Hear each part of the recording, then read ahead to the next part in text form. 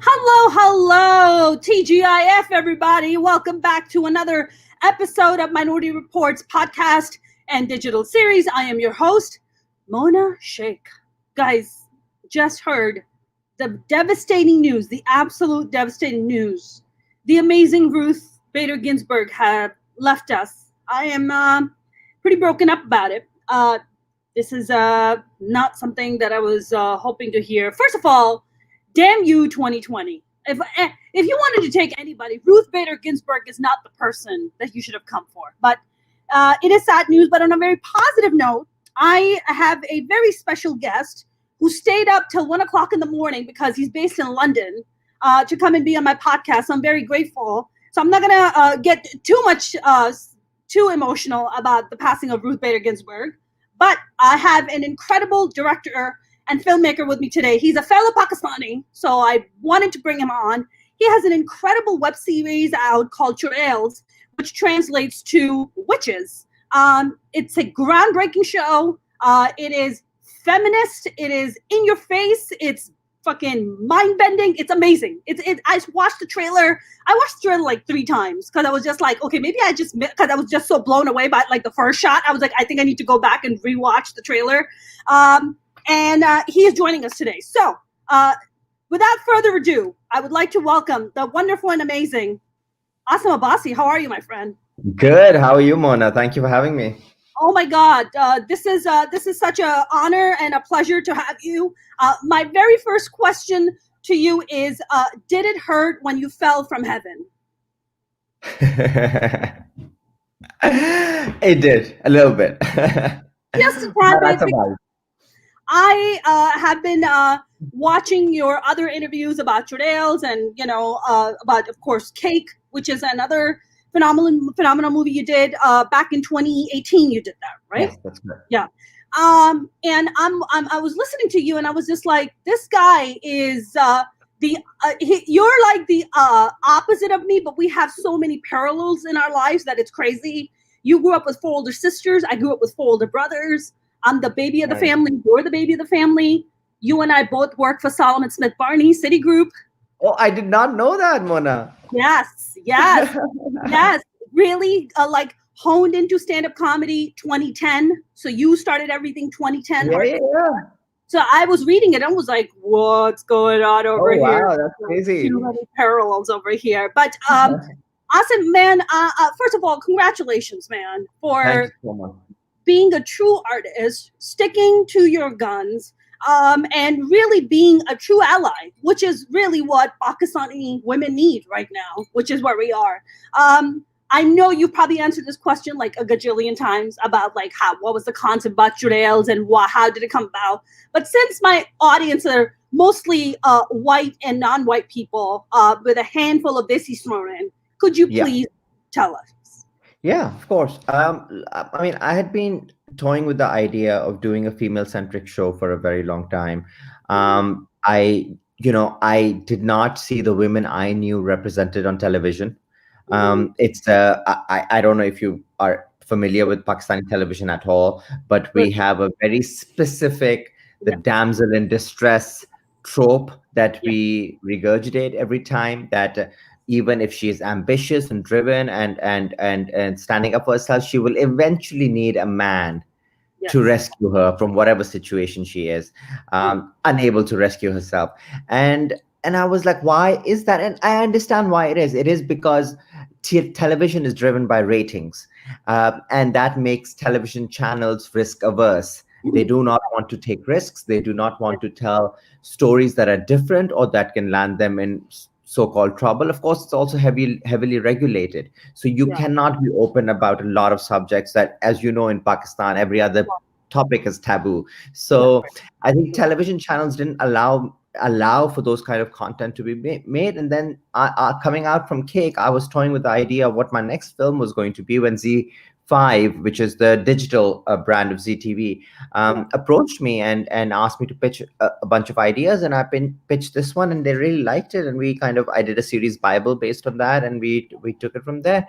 And suddenly I was given this platform to not to be honest and be as authentic as I wanted to be to the story, and to tell it as bravely and unabashedly as I wanted to. So I think Yeah. that for me was exciting. I was like, I'm gonna go to town with this one. So I'm gonna say everything that I've kept inside about the treatment of women, the oppression of women that they go through, the complete assumption of the fact that LGBT community does not exist, Okay. and all of that stuff that I think television and films, even because there's a censor board sitting there, do not allow us to do. And I had a lot of brave female actors who were like, "Yes, we have been waiting for this all our lives because we Wow. keep doing the same thing on television. So Sure. bring it on!"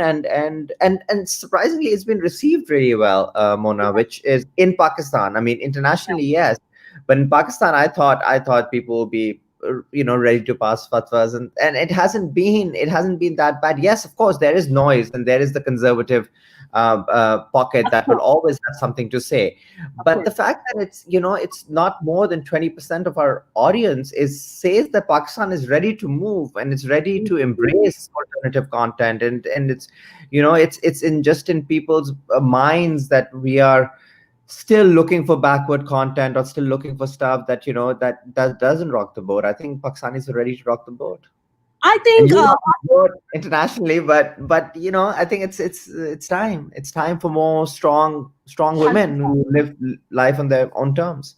100 million%. Asim, I feel like the Pakistani people, have been ready for this content for a while. They Yeah. needed a brave soul like you to come along and really kind of dare to cross that boundary because the government does not reflect the society. I feel. I feel like the people who are in positions of power do not really reflect what the Pakistani people really need and really want, right? Because there's a sense of control about using religion as a dominating factor to be like, oh, हमारे मजहब में तो है, oh, Islam में हम ऐसे नहीं कर सकते. We can't do this. We can't. I'm sure some of my audience members are like, oh my God, did she just bust into another language? I'm like, what the hell just happened? Like, what happened? What did Mana just get possessed? What happened? But I feel like there's this sense of even what fascinates me, Asim, about this project is the absolute love and passion and support.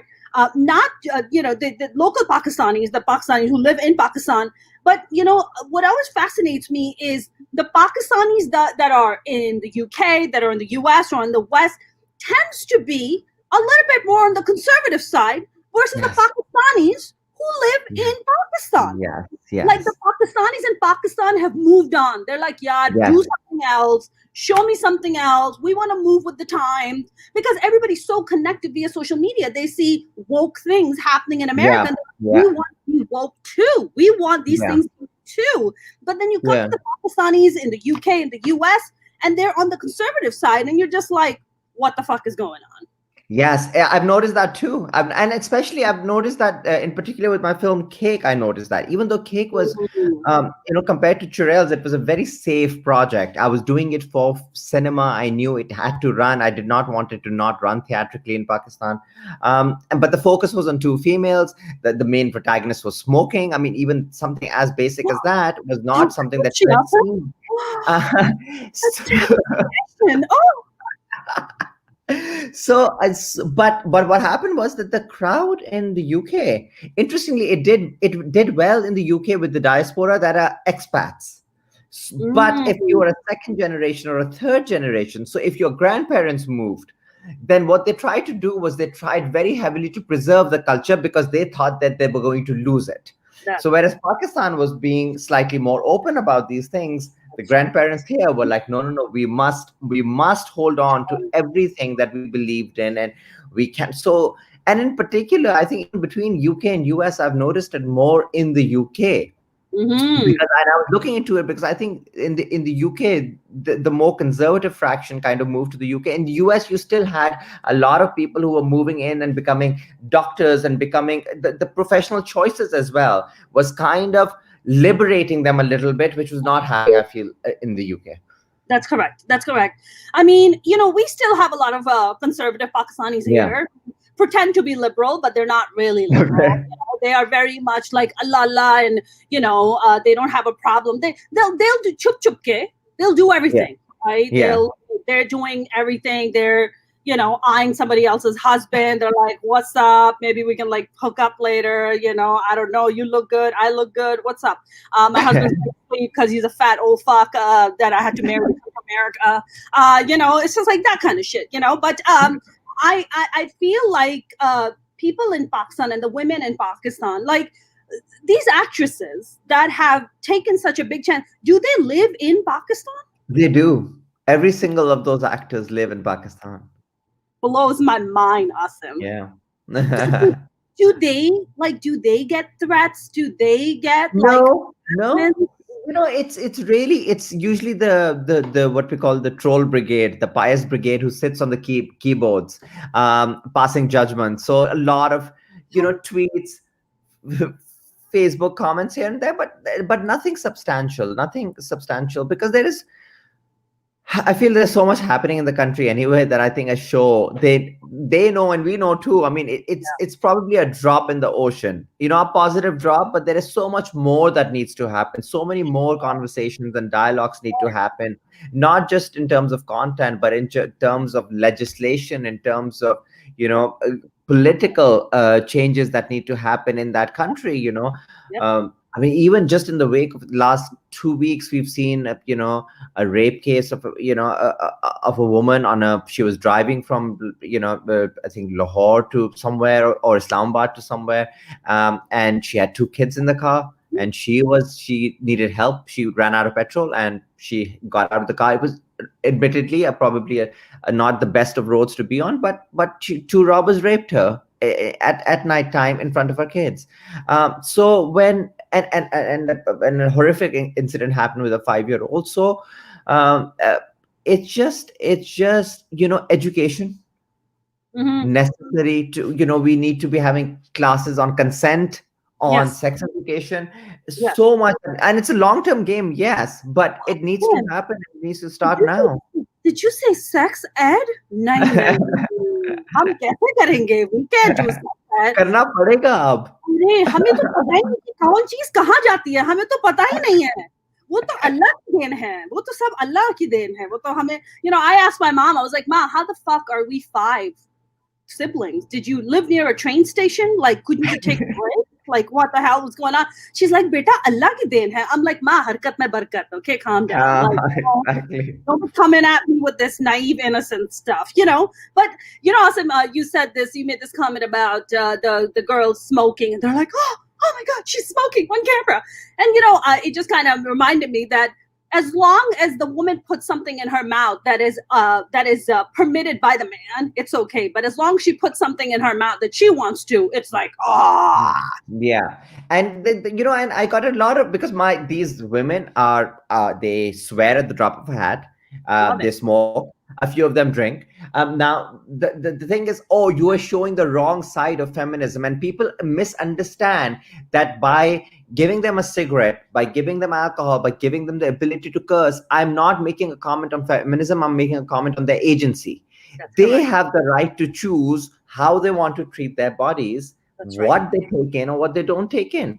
No one else, not a man especially, should be telling them they do not have the right to smoke or do not have the right to drink when they're doing the same thing in that society. So it's even the idea of feminism for the general public, it's just hard to digest, and they latch on to things that are not connected and try to find the connection there and say that this is what he's saying, that vulgarity what leads to is feminism, whereas that's not what I'm saying. I'm saying it's agency that leads to feminism. That is correct. Why, Asim, do you think in Pakistan? So I grew up in Karachi. I moved when I was 15 to New York. And I remember even among my own brothers who are raised here, like myself, and I remember at 15, I used to be like, I am a feminist. I remember at 15, and my brothers would be like, aa gayi badi feminist, nikal yahan se, And now, because God has an excellent sense of humor, they all have daughters, all of them. All of them. Okay. So now I make phone calls and I'm like, how's that feminism working out for you? Huh? They're like, man, I'm a feminist. I'm like, fuck you, you fucking two-faced shit. Get the fuck out of here right now. I was like, when I used to say I'm a feminist, you used to be like, oh, get out of here, not a I was like, now you have your own daughters, so you're just like, oh my God, we're such feminists and we'll do anything for them. So my question is, why is feminism such a curse for Pakistani society? What is that about us? And control? I What is think that about it?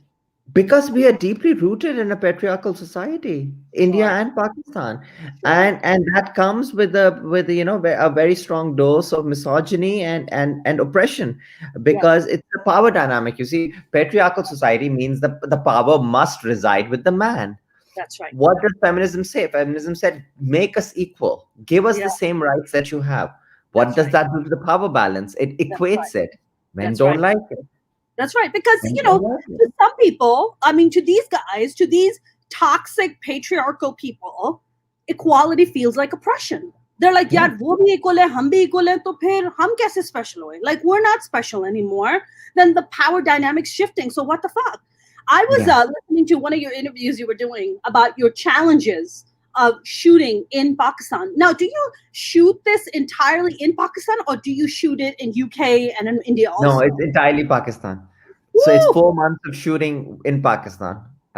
So the challenges were mostly environmental and climate, and because you were shooting in the summer, and it was a really, and having a very big female ensemble cast, and the heat, and not being able to turn the air conditioning and the fans on because we were doing sync sound. And so all of those were, and we had a lot of set pieces. So we have like a big fire sequence, a big protest sequence. So a lot of big things that happen in a lot of episodes that required a lot of planning. um so I think that kind of really drained us during the shoot. Awesome. How does it work in Pakistan? Because I've never acted in Pakistan. I've never Yeah, done stand up in Pakistan. I would like to, but I haven't thus far.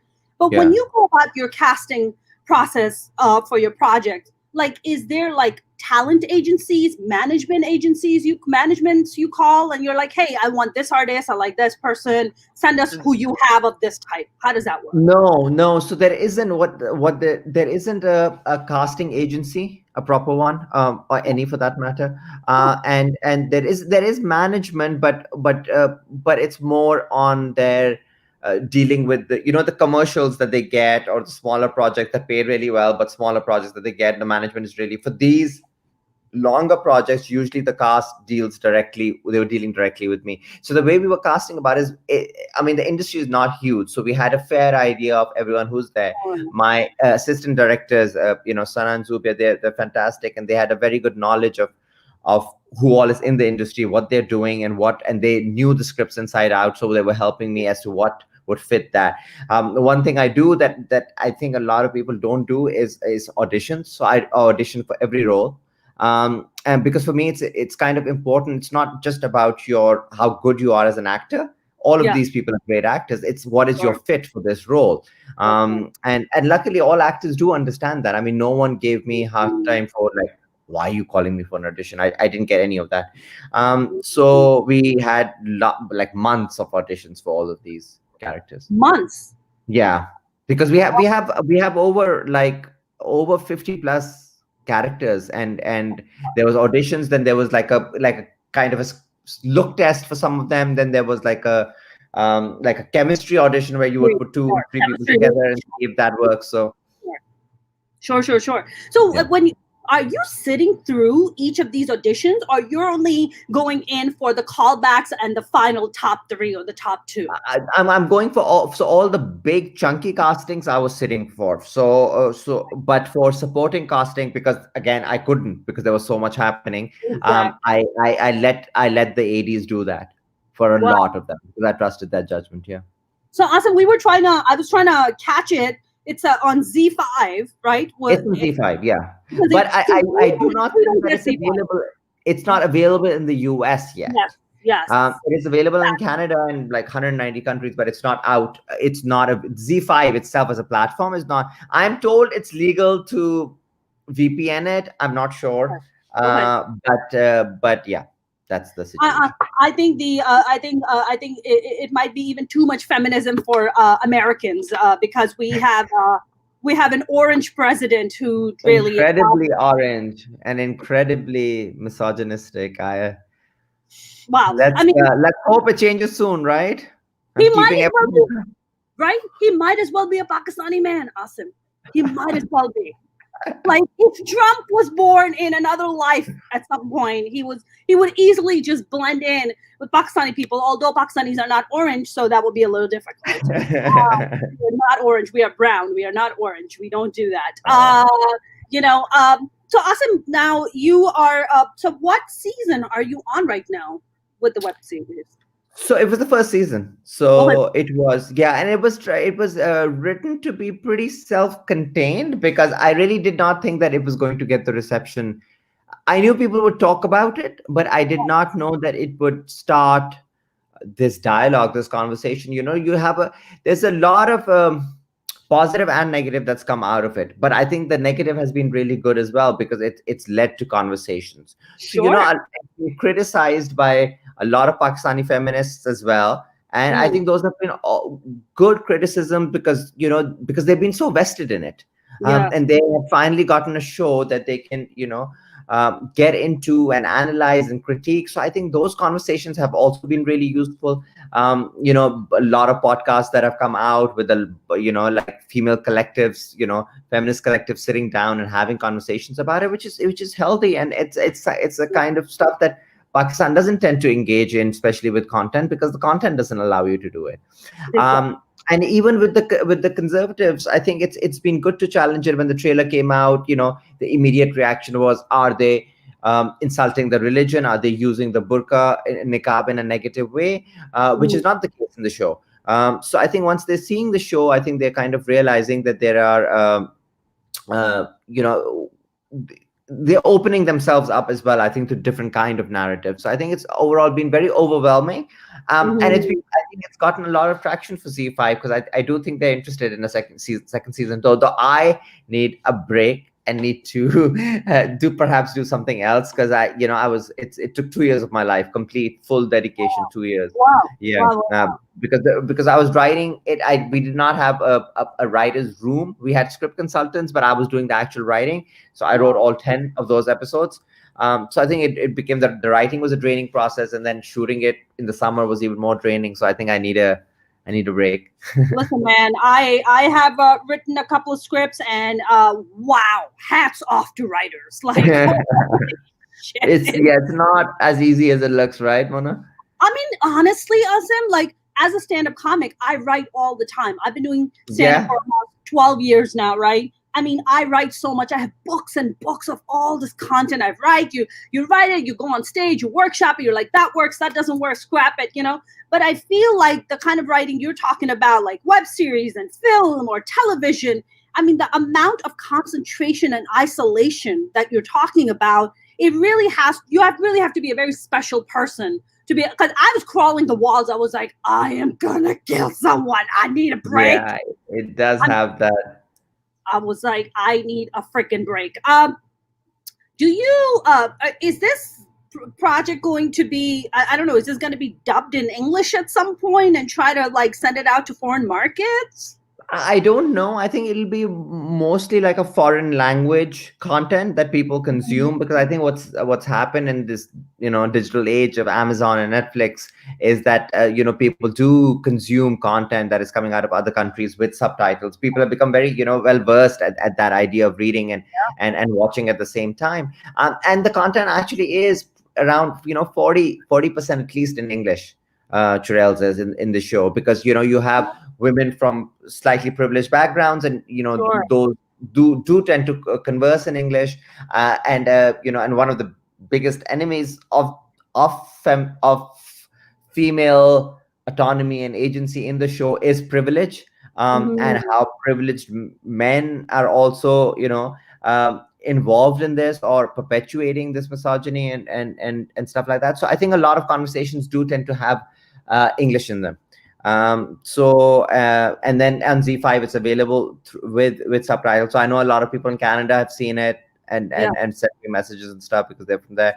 Um, so I think that I do not think they'll dub it, Yeah. but I think it will probably be consumed in this fashion as a foreign language content I by mean, global audience, look, because I think the themes yeah. are very global. I Mhm. don't think that they are, we can talk as much about how this is a show coming out of Pakistan, Mhm. and it is, representative of that culture and the subcontinent as well. But at the same time, this much better than me, that that misogyny and oppression exists everywhere in first world countries as much. In Pakistan, you might get a really crowded bus and a woman will be standing, and a man will touch her up because it's crowded. Maybe the Yeah. bus is not that crowded. Maybe it's fancier in the US. But what are the chances a woman is alone at midnight and a Oh, drunk man is not going to flash her? So, it's just, Asim, forget about just a drunk man flashing you. As a one of the handful of female desi comedians among a sea of white men, going out performing in comedy clubs. Sometimes you go do shows 11 o'clock at night in some dingy fucking place. yeah, yeah, absolutely. I mean, I have been harassed by very famous comedians, like very famous male comics, where you're just like, are you fucking kidding me right now? Like, I would Yeah, never think. One person I have been very openly talking about because I don't give a fuck anymore is Russell Peters, who is huge. You yeah, know who yeah, yeah, yeah, yeah. massive, like massive comic. Everybody's like, oh my god, Russell's amazing. Russell is a fucking predator. He has been a predator towards me, towards other female comedians, and this is just commonplace. But in America, comics like him get to hide behind the race, right? They're just like, but we're a minority. I would never. It's just like, no, but a fucking predator is a predator. I don't give a shit if you're a majority or a minority. It doesn't Yeah, matter. You're a yeah. freaking predator. But I 100% agree with you. Misogyny, feminism, you're talking about toxic patriarchy. This is a massive, massive problem. I had a guest on yesterday on my podcast. Her name is Dina Waba. She's an Egyptian research, scientist and political scientist, and based in Berlin, but she's from Cairo. And she was telling me about these Egyptian female influencers that are currently in prison because they simply danced on the TikTok. They simply danced on their Facebook page, and now they're in jail. You're like, what fucking century are we in right now? Yeah. These kind of stories, honestly, Asim, when they come out, for somebody like myself who was born in Pakistan and raised here, it's fucking embarrassing. Because you know what? Because the non-Desi people turn and look at me, they're like, is this true? Did you experience this? Yeah. Would something bad happen to you if you go to Pakistan? And I'm like, I don't know if something bad will happen to me. I really don't. I've had content that I've literally got emails from Homeland Security telling me that they banned my content in Saudi Arabia. They banned my content in Pakistan. They banned my Oh, content in. wow.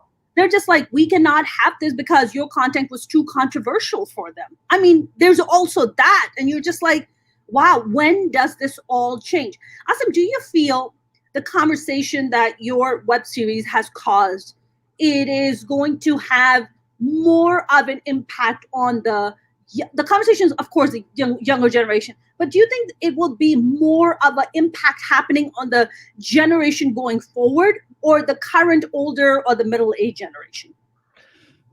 It's difficult to tell, Mona. I'm surprised at how many of the mother category is enjoying this show. I'm very surprised. I thought that would be the more conservative, the 40 50, plus, 60? 40 50, plus. no, Oh, 40 plus, 40 to 60. So oh. that category who've already, women tend to get married early in Pakistan. So you already had kids by, so that age bracket. And I'm like, interesting. There's this subtle latent feminism inside you that has been suppressed, and you willingly suppressed it because it happened at a time where you didn't think anything else was an option. You only believed that you had to suppress it and move on and be subservient to your husband. So I think that kind of, them watching it, and like, it's like, these women catching bad men, it's like exciting them and making them happy. And will it make a difference, Mona? It's one show.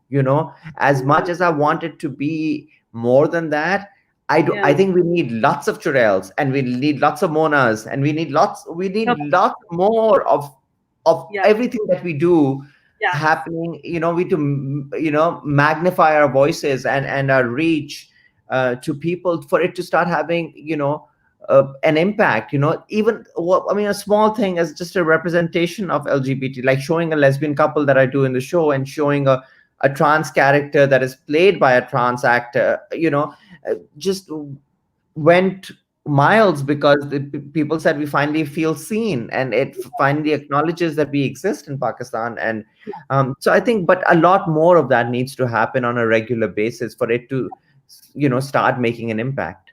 I agree.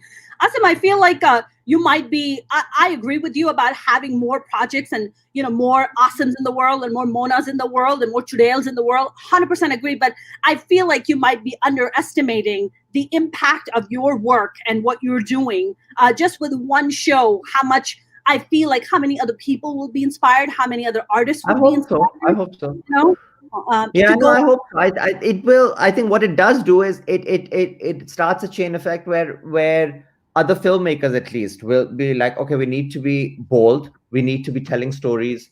That if one person has done it and he survived it, maybe Yeah. we should be doing it too. Right, 100%.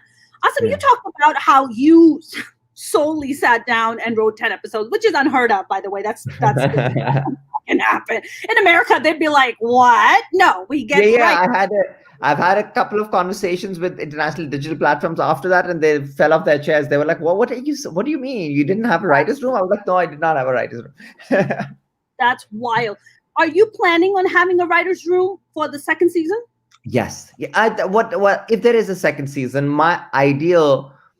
I think this is the first step. I think this is the first step. What I do want, and I don't know, I haven't discussed this with Z5, but what I do want is I want to obviously take it forward, but I want more women to come and actually write the second season, and I want them to direct it, because I think that's important. And I've if you've been going through my interviews, I've already said this many times that I think that has been my biggest fear throughout, has been to do unfair representation to women, because as much as people like me try to be an ally, we do not live in a woman's body. I have not been out at 11 p.m. somewhere and been harassed by someone, and I on a regular basis. I don't leave home and think 20 times, okay, if I'm walking alone on the street, this might happen to me. That is happening to all of you. And I think as much as I can try and take the narrative forward, because I was given the opportunity, and I feel like it's better that I told that story rather than tell the alpha male trope story, just because I was, a man. But I think going forward, involving more women in whatever capacity I can. We already had like a bunch in the crew, but now more on the writing phase, more on the directing phase. Maybe episodic directors, bringing them in, like talent. There's not a shortage of like female talent in Pakistan. It's about being able to give those opportunities, and I'm hoping that season 1 puts me in that position to be able to take those decisions in season 2. Agreed. Can we briefly talk about in the trailer? There's a line. It says "Lorde lag gaye." I fell off the couch when I was like, what the fuck did she just say? So I talked to my Desi friends, my Indian friends, and my Pakistani friends, and I'm like, "Lorde lag gaye yaar." And but they get it, right? So for my non-Hindi and Urdu speaking people, it means you're screwed. It's actually a lot vulgar than that, but basically that's what it kind of means.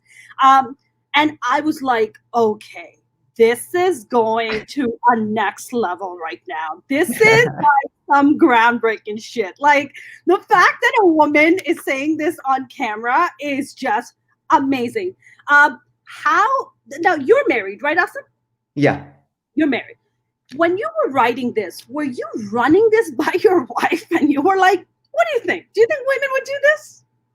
I was running it by my wife. I was running it by one of my sisters, whose taste and understanding of film and film grammar I really appreciate. I was running it by a lot of my ADs as well. And yeah, we were like, this is digital. We're gonna go to town. There are women who speak like this. They've just never been. You've been in a jail for that many years, like that. but you probably swear more in English now, right? Not so much in Urdu, perhaps. Oh no, if I'm hanging out with my desi, like Yeah, you swear Urdu. my friend Sheetal, shout out to Sheetal because she's the one who told me about Churails and told me about you, so that I reached out to you. So shout out to Oh, her. nice. Hi, But Sheeta. no, Sheetal's great. So whenever I talk to my desi friends, I'm like, "Behen chod, mother chod, lorde lag gaye, ye wo," and we're very we're very so. Of course, in English, I curse a lot. I do.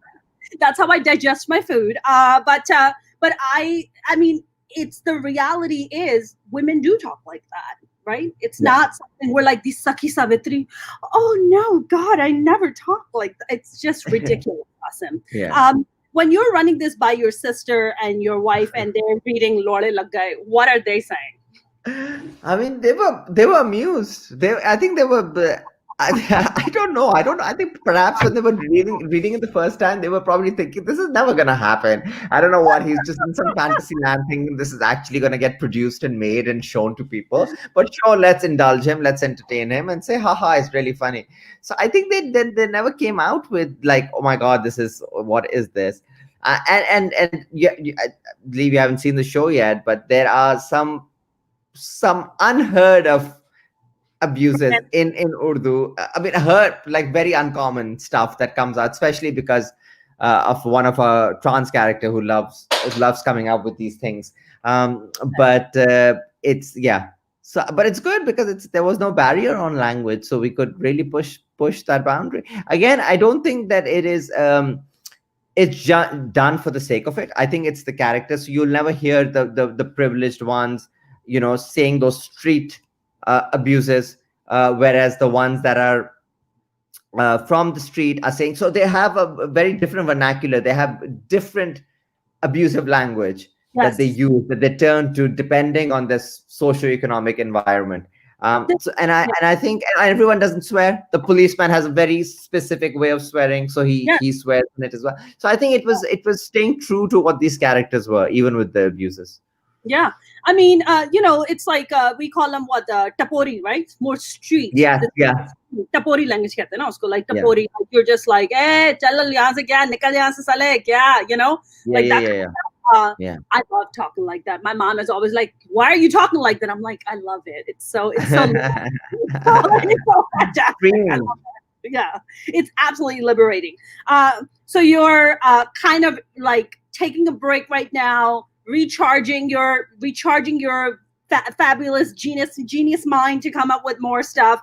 Do you have other projects that are in the works too now, or?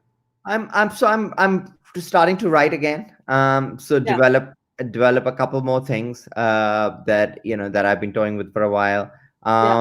Let's see. I think digital for me is the space that I'm going to stick around in for a while.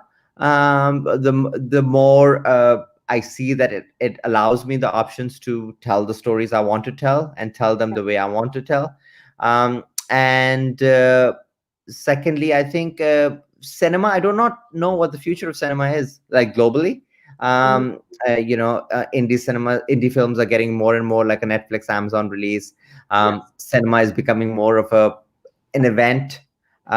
It's your Marvel, DC Comics, that kind of content that is being consumed, and that content is not, the superhero content is not for me. I don't, it doesn't excite me. So I think cinema options are limited, and then there's of course COVID, and I don't know when we come out of this what the future of cinema or public space is going to look like.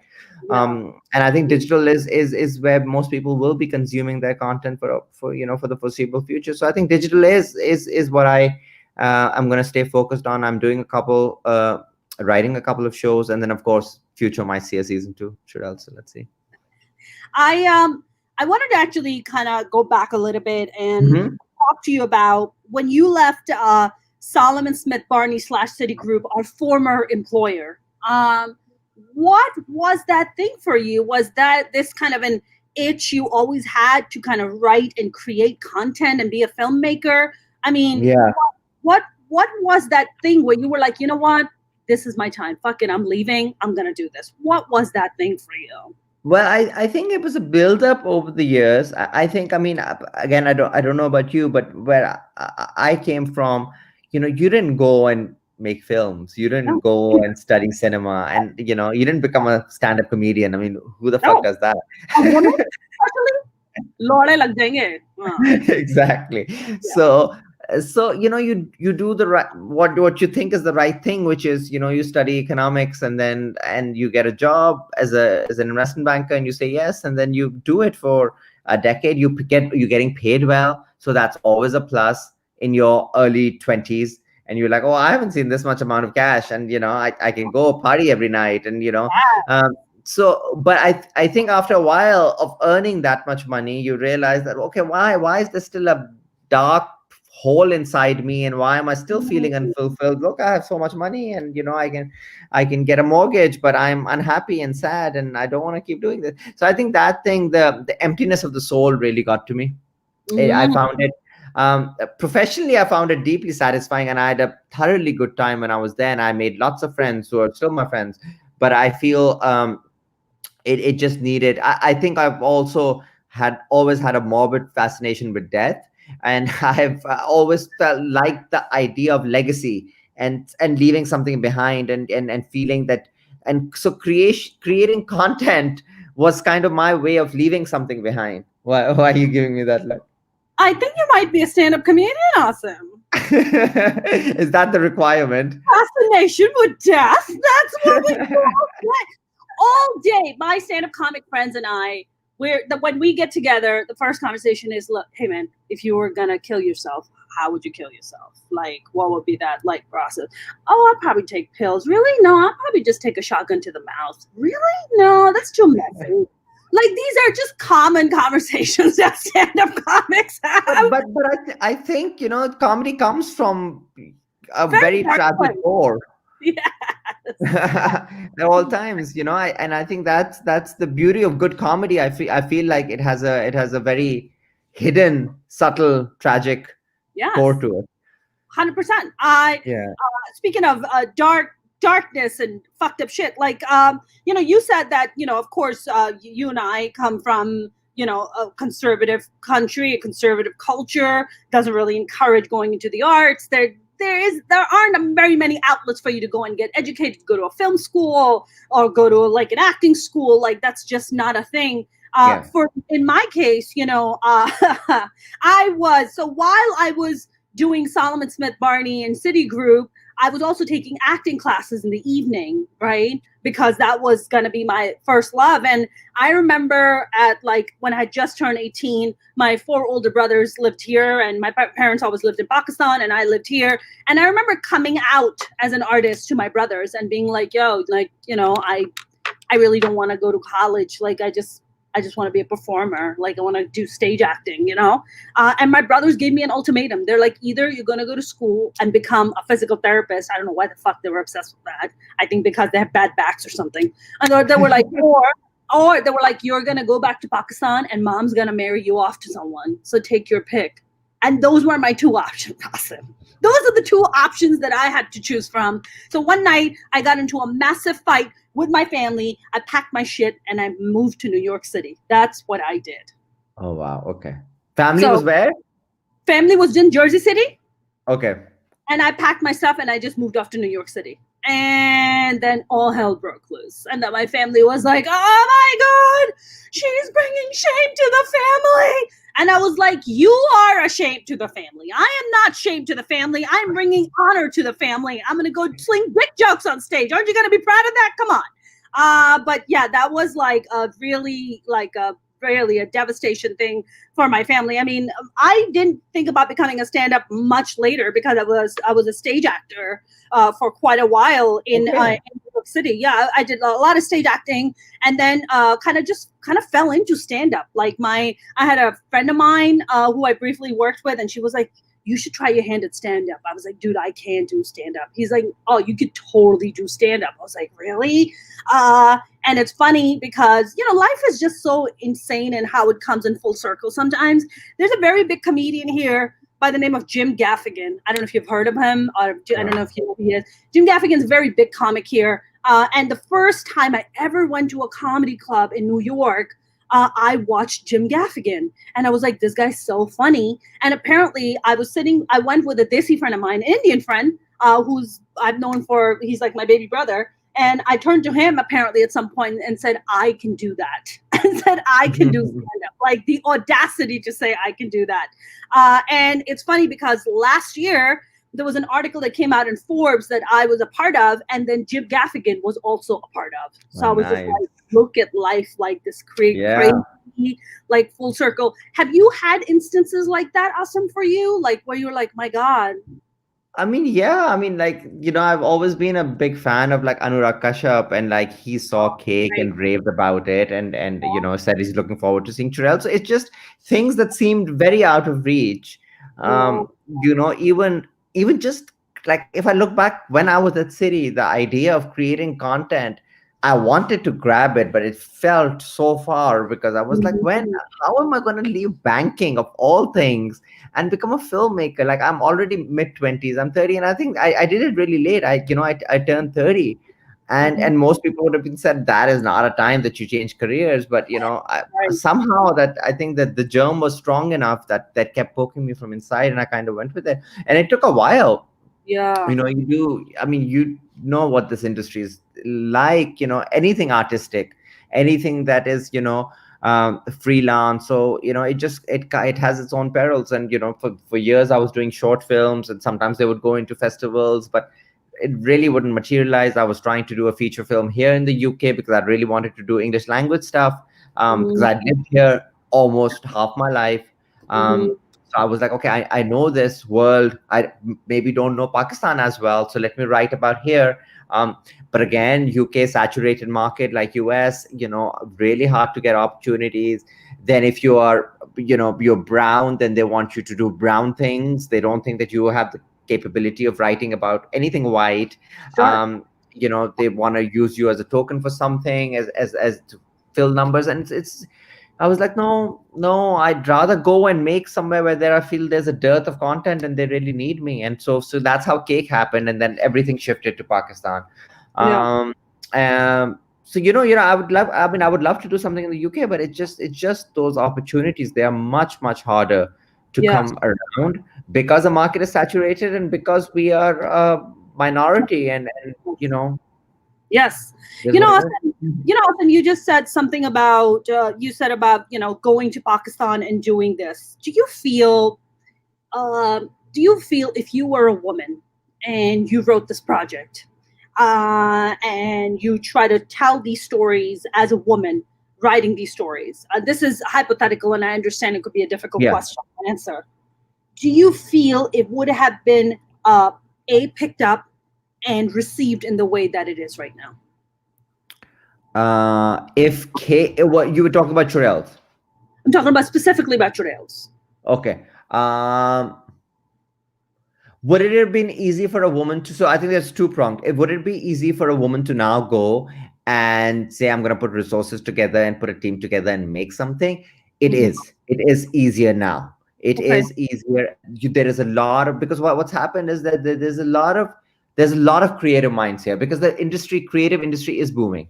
And because we were smaller industry, well, it was booming till a year ago. I don't know what the pandemic has done, but we had a small film industry that was starting to pick up. People were coming back. We had a full culture of cinema going, which had been, don't forget, there are no bars here in Pakistan. There are no other forms of entertainment. So when cinemas opened up, it became a huge deal, and that's what everyone wanted to do, even though the ticket prices were really, really high.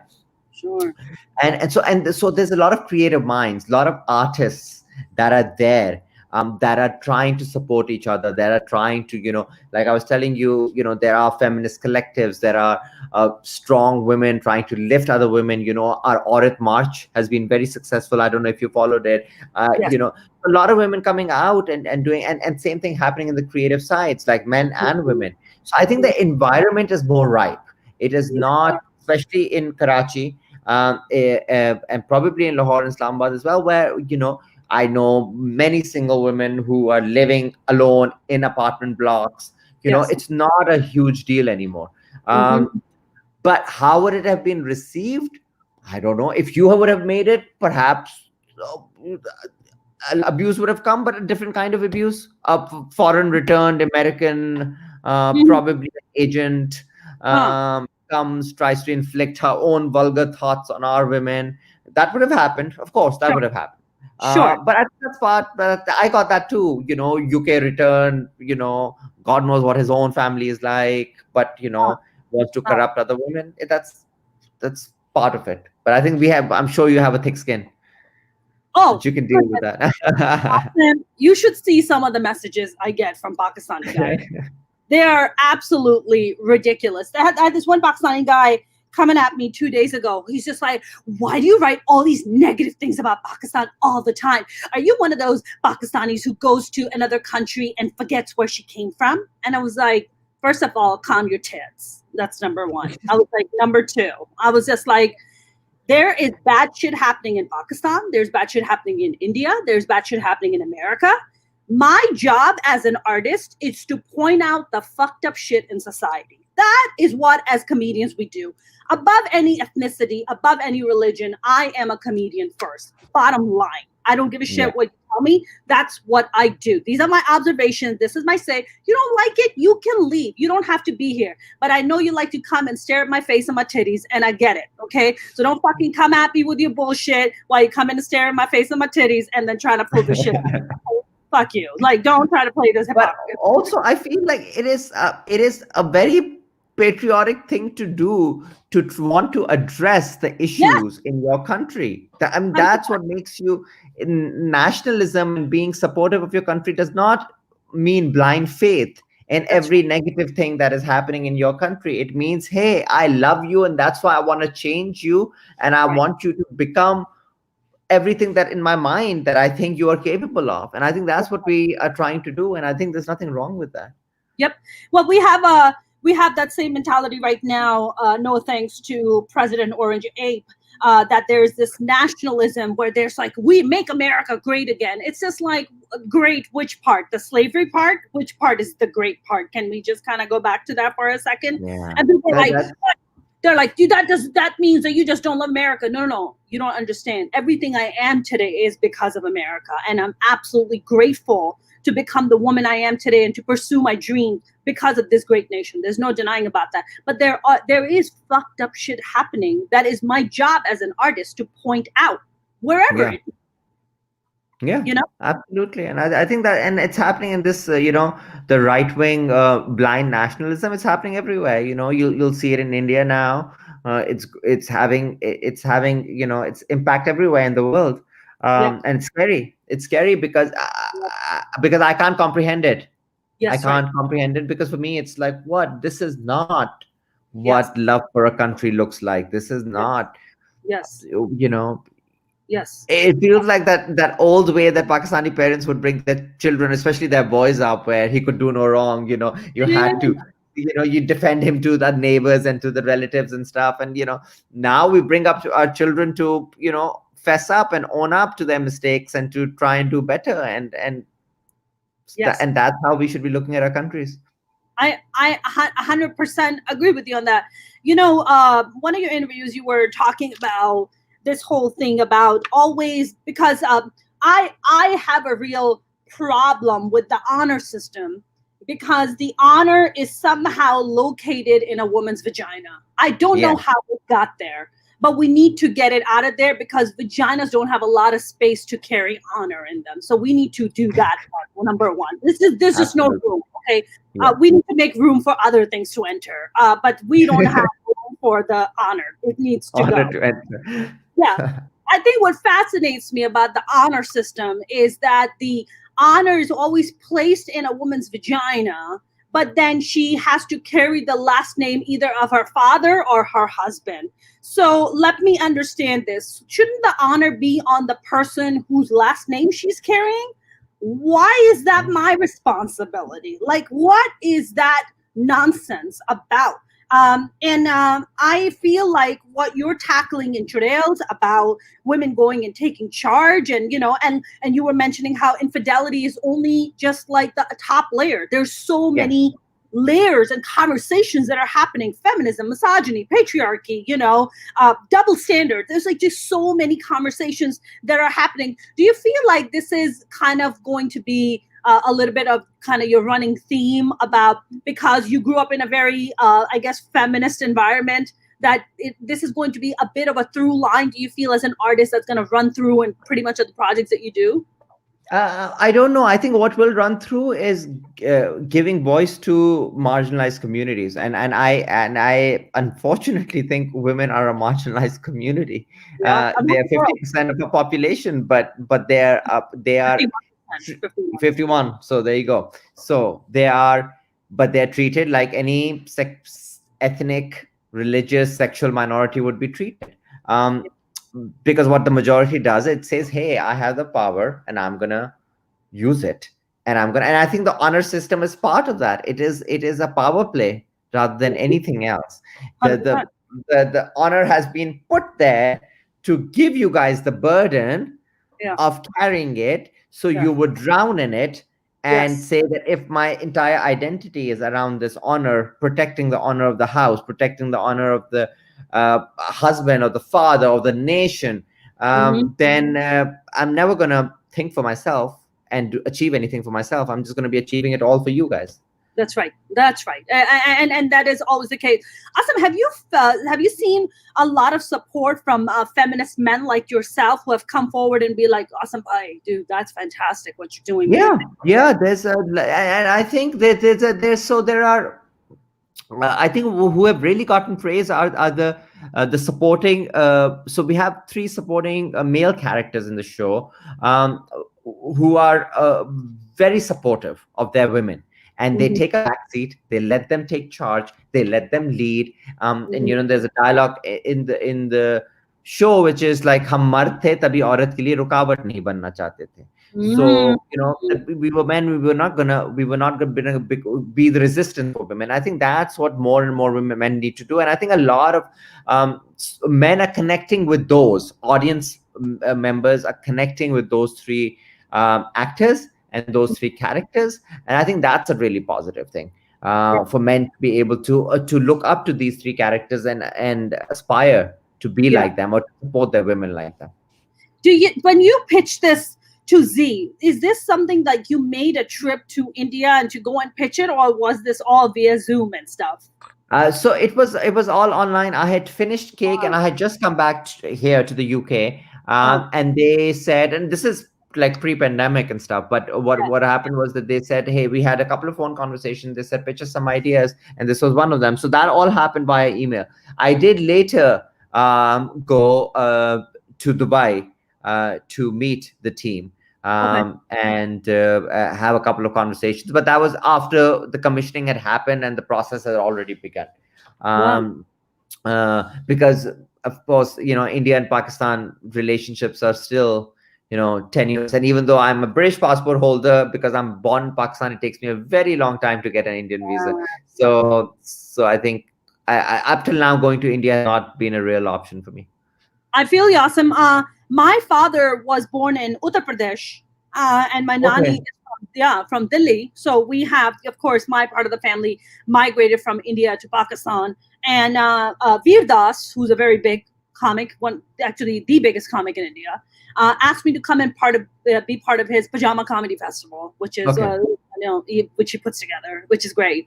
The Indian consulate held on to my passport for, I'm a U.S. citizen. They held on to my passport for 3 months. 3 months. Wow, yeah. I had my passport.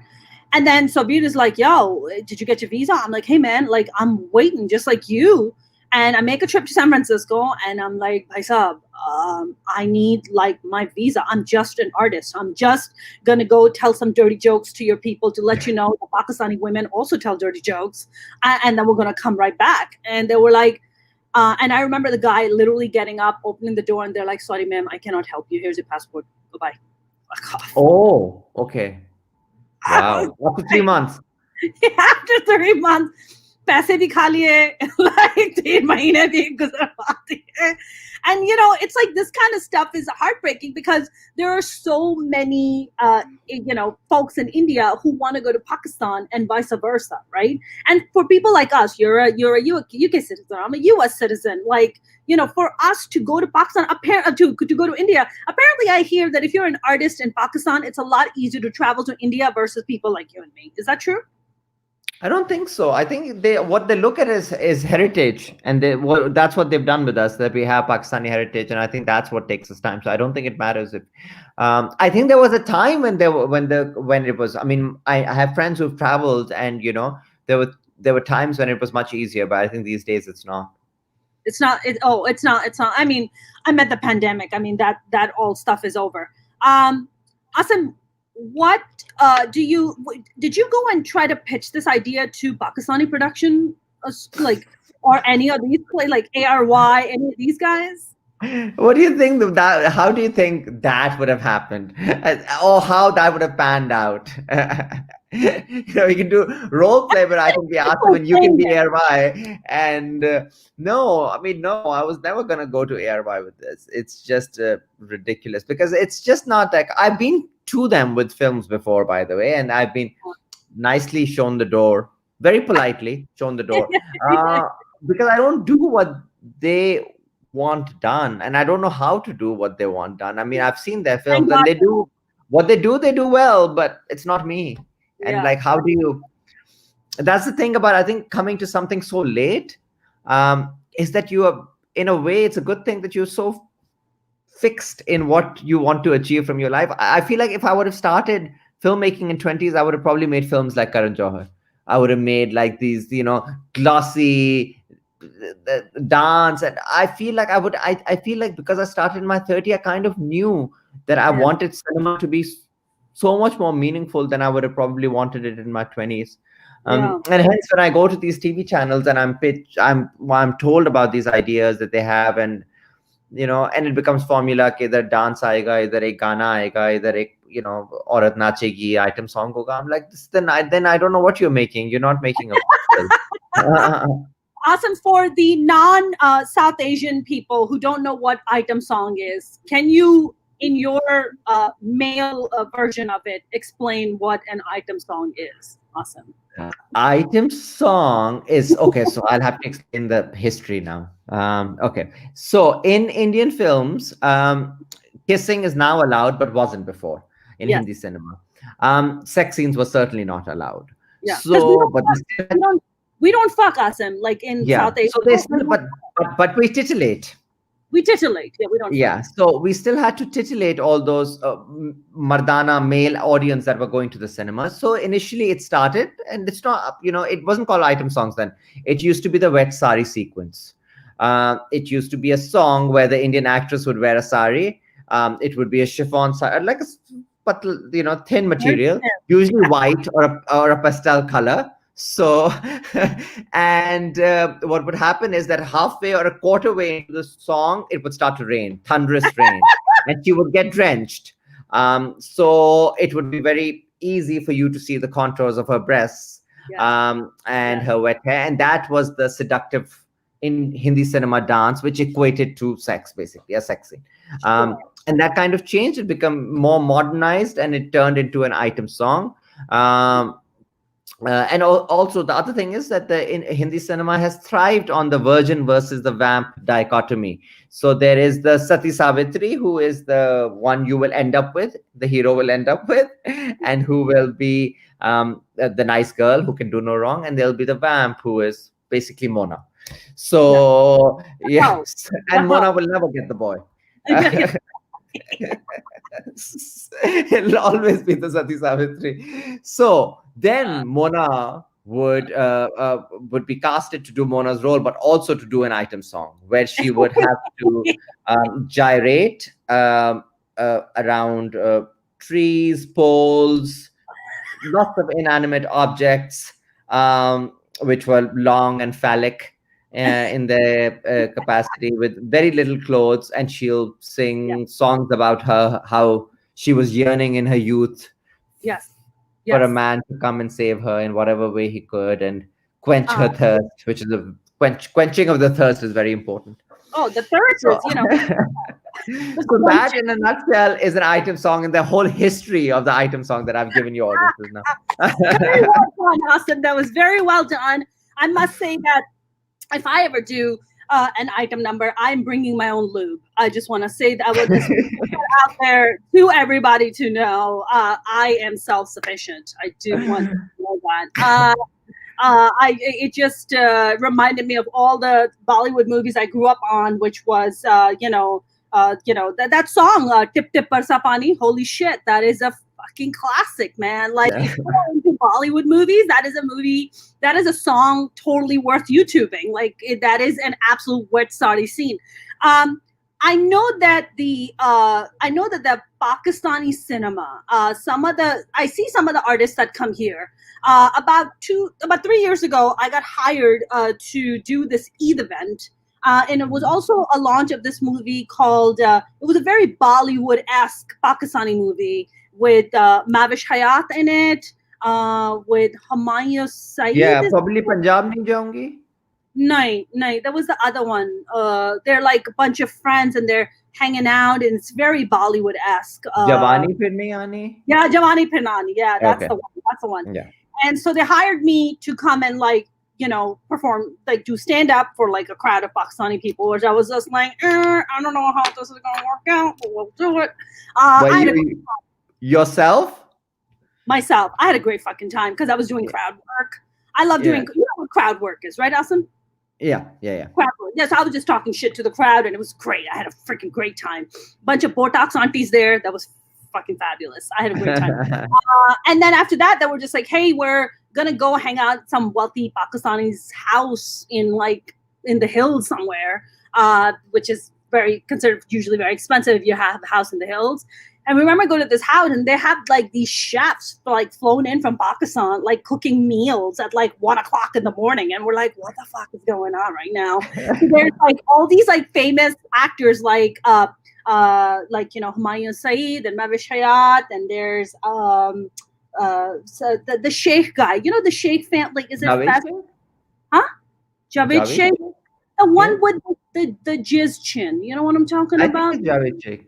The one that has cleavage, in his chin. Yeah, he's an older gentleman now. Yeah, he looks like has cleavage on his chin. Yeah. He's great. He was there. He was so sweet. He was so lovely.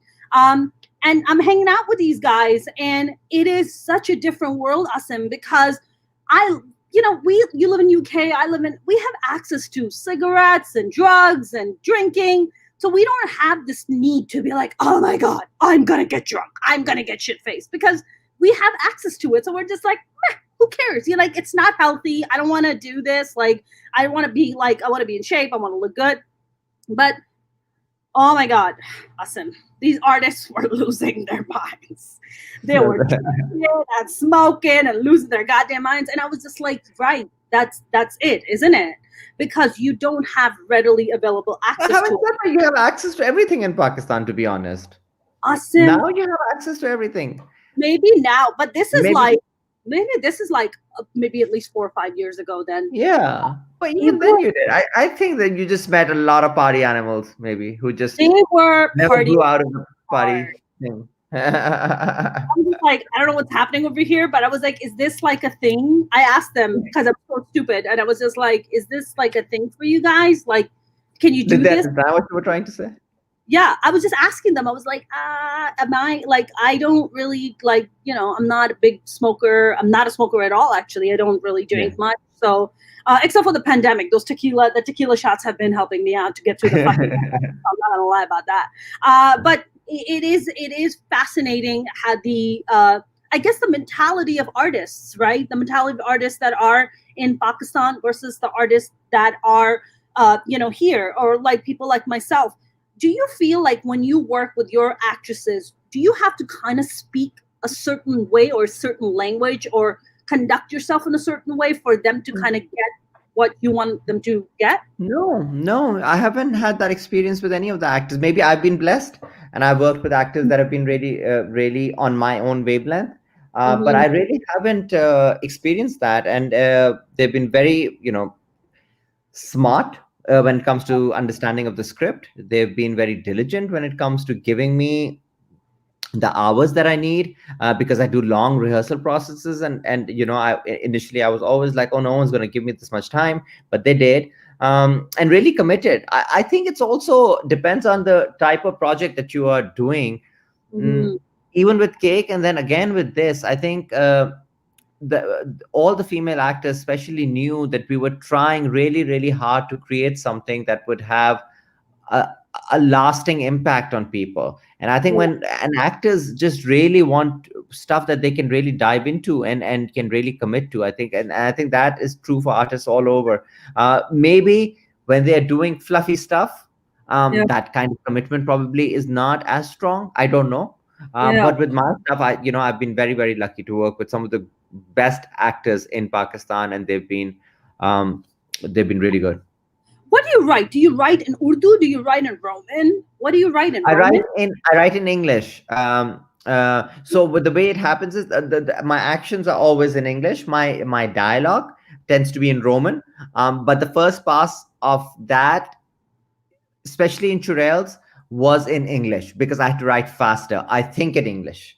Um, Mhm. so so I was even doing the dialogues in English because I wanted to complete the first draft of all the episodes and then go back to them and make them the dialogue more authentic to each individual character, and then introduce the Urdu and all of that stuff. So I think that was phase two for me.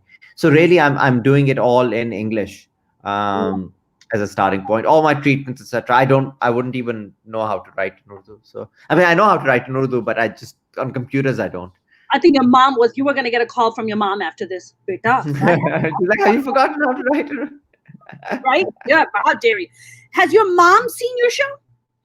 She has. What? And she is not. She's been okay with it. I think someone called her and told her, कितनी गालियां लिखी हैं आसम ने ये क्या किया है and luckily I thought she was going to turn around and say, call me and swear at me and say तुमने मेरा नाम वो कर दिया.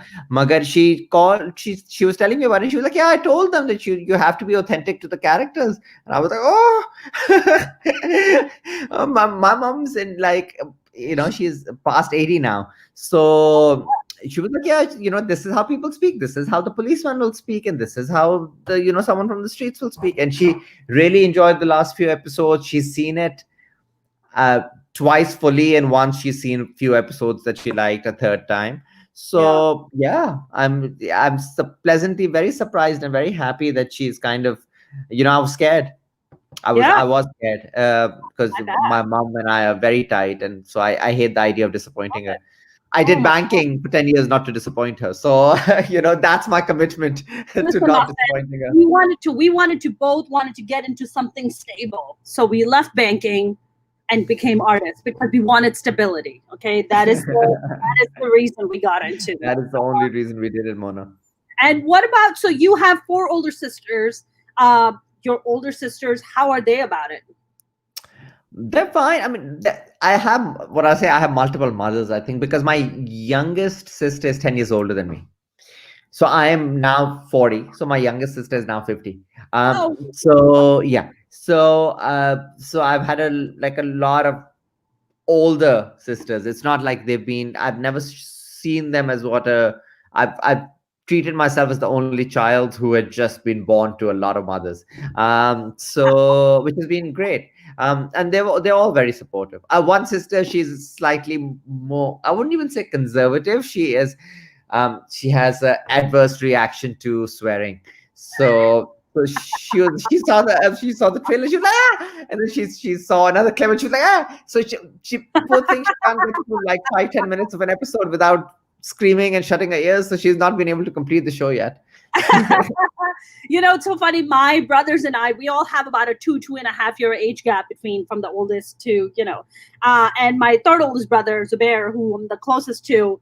And it's funny because we'll talk and, we'll curse and we'll be very open and frank with each other.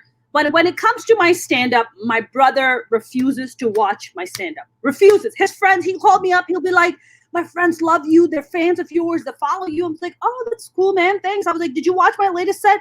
Yeah, look, here's the deal. Like, I love you, right? I love you. I support you. But I can't listen to my sister talk about anything vulgar. I was like, oh, so So can I like look through your phone or your computer to see in your browser if there's any porn searches? Because I just want to make sure that you're like claiming yourself to be like this really goody two shoes when you're like legit watching porn on the daily. Like cut the shit. Like seriously.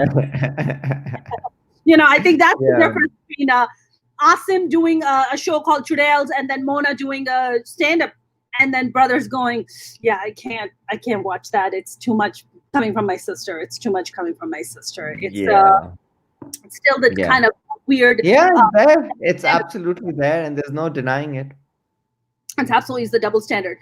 So now you're in London. Asim, when you go to Pakistan, are you being invited by Imran Khan to be like, welcome, you have done a groundbreaking show. Please come have chai with me. I don't think that'll happen. Though Imran Khan, our PM, also did see cake. So my producer, Zulfi Bukhari, who was my producer not for Churails, for cake, is now in government and is very close to IK. So I think that, so he had kind of arranged a screening where Imran Khan was there and stuff. So he'd like that. But I think Churails he's probably not gonna like. It is, he has.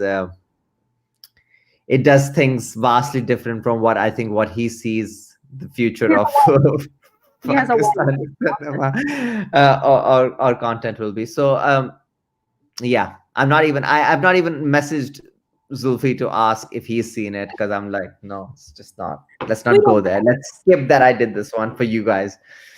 I've rocked the boat enough for other people. I'm satisfied. I'm satisfied that half of Pakistan is shaking. I don't need to worry about the other half. I have to ask you this. The last time I was in Pakistan was in 2006. Yeah. And oh wow. Yeah. Oh wow. You don't visit that often, huh? I don't.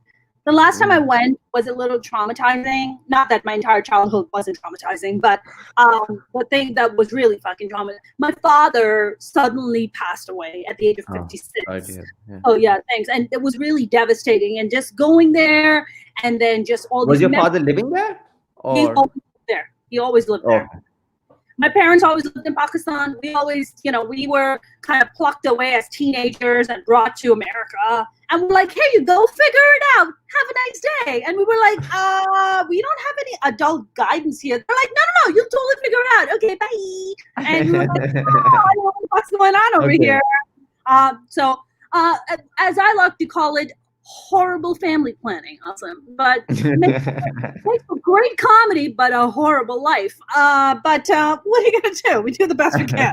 But my father lived there, and I don't know, man, like the last time I went, I was like really tortured by his death, the way he died. And I couldn't attend his funeral because my paperwork was stuck because of September 11th. Oh, no. And they wouldn't let me travel. I couldn't say goodbye to my father. So I think I just had too much trauma attached to it. So I think I want to go back. I'm a Karachiite. I freaking love Karachi. There's a lot of childhood memories there of ass whoopings by my parents. So I definitely want to revisit that. But are you from Karachi, or where are you from? So I'm from I was born in a town called Hyderabad, which is close to Karachi. Yeah. So 2 hours away. But I had moved to Karachi when I was around 8 years old. Because at that time the political climate in Hyderabad was pretty bad, and there were a lot of just kidnappings and this and that, and schools would shut down and curfews and stuff. So my parents were like, okay, education, schools keep shutting down, let's move to Karachi, which I don't fathom how Karachi was safer, but I guess it was safer at that point in time. Yeah. So since then I've lived in Karachi. So mostly, basically, all memories, majority of the memories are in Karachi for me. I'm assuming, where in Karachi did you guys live? So we lived first in Clifton for a few years, and then we moved to Defense. Fancy. So fancy. So fancy. We are not that fancy. We are a middle class Pakistani who lived in BCHS Society, which was in Tariq Road. That's even fancier, but I don't know what you're talking about. No. That's old money. Is that old money? We did not have old money, man. Tell you that much. We did not have old. We did not have money. But my father ended up doing a little decent with his business, so we ended up had the good fortune to go to a good private schools. Which private school did you go to? I was for a few years. I was in a school called St. Michael's, and then I was in grammar school though for a long time, Got it. which is We went, fancy. Which is fancy. which is very I fancy. We I went to will not deny my privilege. listen, man. You know, you got to speak the truth. We went to St. Peter's High School, which was on a This hill. sounds familiar though. It's in Clifton. It's in Yeah, like yeah, on yeah, the yeah, yeah, it's yeah, it, yeah, yeah, yeah. it's on the hill. I have a lot of. It was a very And you were Catholic. there till you were 15, right?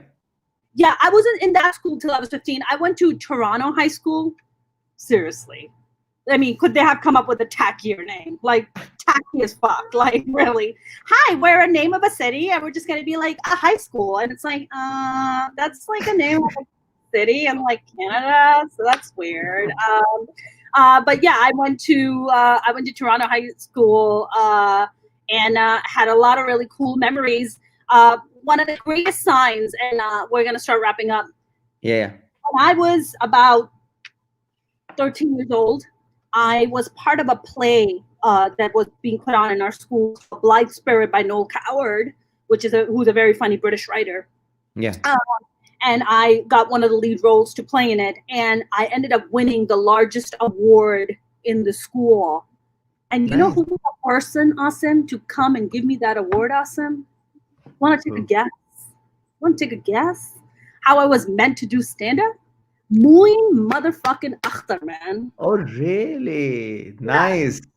Yes. Nice. Moin Akhtar was George Carlin of Pakistan. Yeah, Like, yeah. Amazing, amazing. I swear to God, I have a picture of me, Asim. My nani put oil in my hair. She put coconut oil in my hair with two chutias. I almost said chutias. Chutias on two chutias on my head, which I did. That's another day, Mona.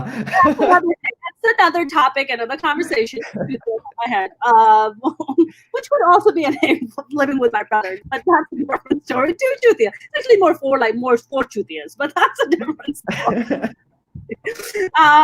And I have this picture of me, this clueless teenager, like getting an award by this massive personality, and just being like, there's a picture of me. I'm like holding the award, and I'm like, with coconut oil. Well, coconut oil reeking. It's like 100 degrees outside, and the oil is like dripping on my face on the way to the award show, not knowing that I'm gonna get this award and Moin Akhtar is gonna give it to me. I remember that when they called my name, I remember like just looking at my girlfriend being like, yeah. And she was like, no, they called your name. And I was like, yeah, that's cool. That's cool. And I was like, wait, no, it's me? That's me? That's crazy. Did you ever have a moment like when you went to school in Pakistan where you were just like, I'm interested in the arts, but I'm not really gonna dare tell my family about it? Yeah, but you know what? I was one of those people who I had these interests, but I wasn't consciously aware of them. They were all there subconscious. So what I would do is that I would write, and I tried to recreate a play, like a television soap with my like everyone in my class. So I assigned them roles, and I said, okay, we're gonna act this out. Every time there was a school play or any event in school, I would carry a movie camera. I had my sister's movie camera that I would take for her, and take it because there were bigger ones at that point in time. So I was doing all of this stuff, and even early years of banking, I was kind of, I'd work for 16 hours at Solomon Sulbani and come home, and I'd spend an hour just writing, and I'd be like, that's not normal. Why are you doing it? You have a job. So it was just there. I wasn't aware of how to harness it till much later.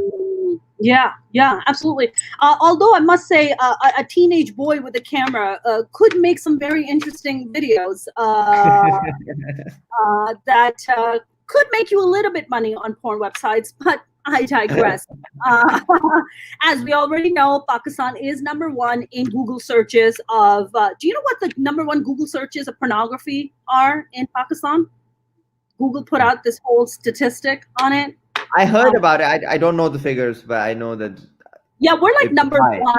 We're #1 in like donkey sex is very big with us. Wow. Yeah, horse sex is pretty big. Rape is another very big one. It's pretty crazy. It's pretty nuts. But I'm glad that donkey sex is there to keep it consistent. So I'm happy about that part. Oh, it's sad. It's sad, Mona. It's But sad, man. you open It's up sad. the. What do I you think get? people need to open their minds and hearts up, and governments need to do the same, and anyone with power needs to do the same. And I think it's only by that, that communication and that education that I think we're going to try and move away from the donkeys and the horses. Yeah, I hope so. Well, sex ed is a very big deal, and not shaming people, right? Not shaming girls, not shaming guys. It's like a natural thing, just like you eat, you drink water, you go to sleep. That is just a natural process of life. There's nothing weird. It's like we're not fucking weirdos for wanting sex. Like that's not a weird thing. Or for having periods that you cannot even control. I mean, even till this day, I know many who would not mention it at home and who would just pretend. I mean, all of that stuff needs to come with education. When men are taught, boys are taught that saying right. period is okay. It's not a bad word. Right. It doesn't, that's when you change. So when we normalize it, when the men and the boys start normalizing it, women are freer to live their lives. Yep, 100%. I mean, just the shame, right? Asim, you brought this one point about education. Education is a very interesting thing. I meet these educated Pakistanis here. There are doctors and surgeons, and they're very educated. But we have a term for them in Pakistan. They call them "padhe likhe jahil." Like educated ignorance. Really, is what it really translates to. And the educated ignorance is quite fascinating to me because these are the people who are just like, oh, we have PhDs and MBAs and whatever. But when it comes to their views on women, whether it be their own wives, daughters, super narrow. So I think there's even a bigger conversation than education, which is this ignorance, this kind of toxic, fucked up patriarchal thing of this need to constantly control women's bodies, women's sexuality, what they can say, what they can't say, what's right, what's acceptable, what's not acceptable. I think those conversations are absolutely happening thanks to the Asim Abbasis of the world, who have come up with a beautiful project called Churails, which I cannot wait to see. Asim, is there any way that I can send you, like I could pay you, I don't know, in some good American food or chocolates, and then I can get like a link to a Dropbox where I can watch I'm gonna try and figure it out for you and email you. I would love that. Thank you so much. I am so excited to watch the show. I don't think there's anything on television in America right now that excites me nearly as much as your project excites me. Thank you so much. I hope you enjoy it when you get a chance to see it. I am so excited. Asim, where can we follow you? You can follow me on Insta. I'm not very good with my socials, but it's A_Abbasi on Instagram. So I think I try every time there's a project, I try and make myself more visible. So I'm visible these days. And on Twitter, if you search my name, it should come up. Awesome. You have a production company called Indus Talkies, right? Yes. Yeah, it's my UK production company. Yeah. And is there a Twitter handle for that too, or no? There isn't. We do it by project basis. So so my Twitter handle is Illicitous Product, which is my another UK company. So I think you can search me through that, but it's a personal account. Got it. Asim, this has been such a great conversation. Thank you. Thank you. I did not, you said it was going to be an hour and a half. I was like, what is Mona saying? My stuff lasts like 15-20 minutes. I was like, there's no way she will get me to speak for an hour and a half. And I'm just looking at the clock. It's been exactly an hour now. You did well. Thank you. I try, Asim. I try. That's what I do. I talk for a living. That's what I do. I love to talk. So, no, Asim, this was so great, man. So honored. Yeah, thank you so much for having me. Thank you so much. Stay safe out there. Thank you. I will. Thank you. You too. Bye-bye. Bye-bye. That was the absolutely phenomenal Asim Abbasi. I hope you guys had a good time because I definitely did. And I hope you get to follow him. I hope you follow me as usual. Okay, things are like just beginning to fall apart now. You guys have a great weekend. If you haven't followed me on YouTube, please do. I have awesome podcasts and digital series on there, exclusive stand-up comedy that you're not going to catch anywhere else. So I highly recommend going to my YouTube channel, under Mona Sheikh Comedian. You can find all this exclusive content there. Until next week, I have some fantastic guests lined up for next week. Guys, have a great weekend. Thank you so very much for tuning in. Shout out to my friend Shito for recommending this to me. I love you guys. Stay safe. Have a good night.